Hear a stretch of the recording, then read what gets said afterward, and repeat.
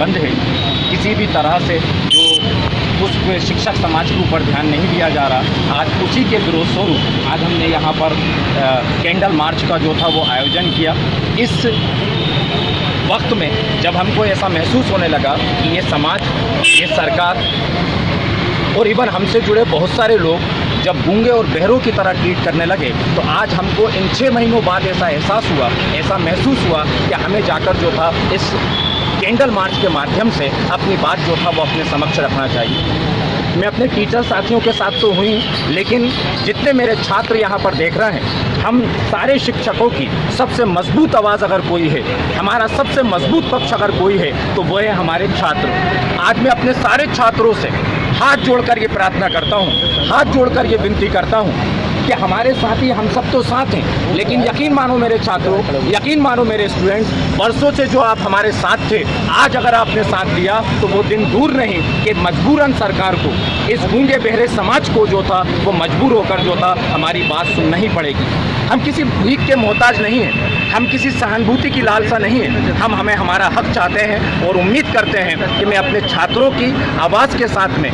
जब उनकी आवाज़ बुलंद होगी तो हमें हमारा हक दिलाने से कोई नहीं रोक पाएगा, है ना। धन्यवाद, शुक्रिया, थैंक यू। कितने लोग हैं, कितने टीचर हैं इस एसोसिएशन के अंदर? लगभग 50 कोचिंग इंस्टीट्यूट के डायरेक्टर जो था वो जुड़े हुए हैं, है ना। रजिस्टर्ड सोसाइटी है जिसके माध्यम से जो था वो ये आवाज़ जो था उठाने की कोशिश की जा रही है। टीचर्स हैं इसके अंदर लगभग जो था 52 कोचिंग एसोसिएशन के अंदर लगभग हर कोचिंग इंस्टीट्यूट्स के अंदर हर एक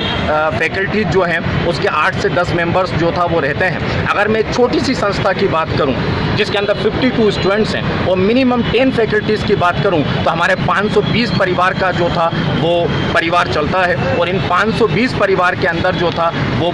इस परिस्थिति में आकर जो था वो आज आपके सामने जो था वो खड़े हुए हैं। कोई प्रेस विज्ञप्ति है आपके पास? नंबर ले लो, नंबर बोल दीजिए।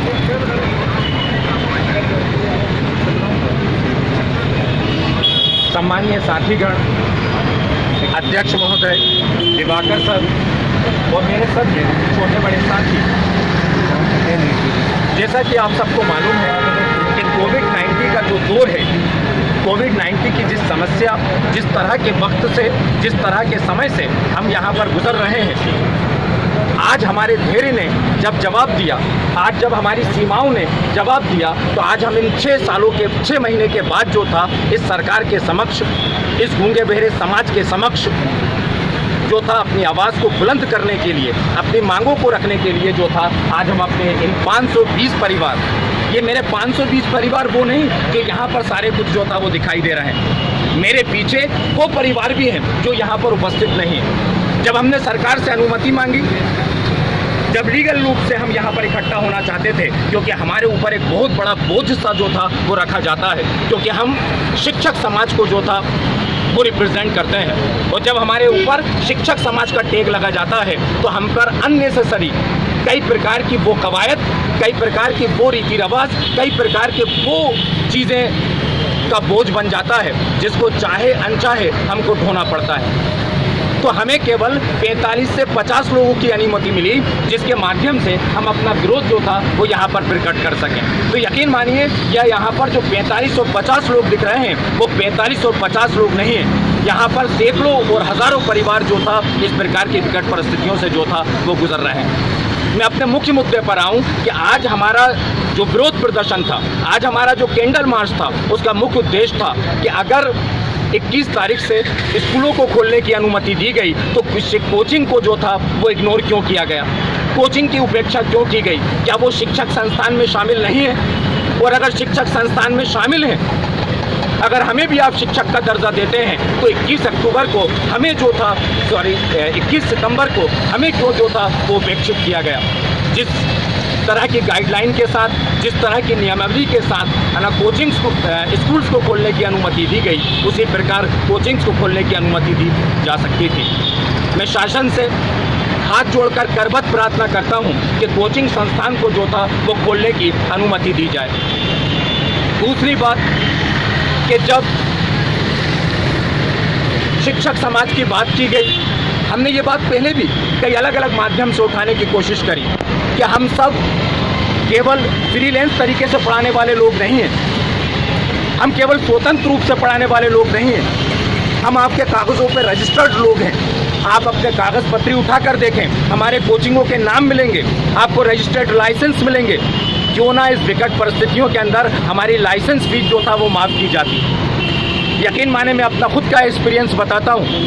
कि जब अभी विकट परिस्थितियाँ चल रही थी, अभी एक हफ्ते पहले मुझे नगर निगम प्रशासन की तरफ से जो था फ़ोन आया इस बात के लिए कि आपको अपना लाइसेंस जो था वो रिन्यू कराना है।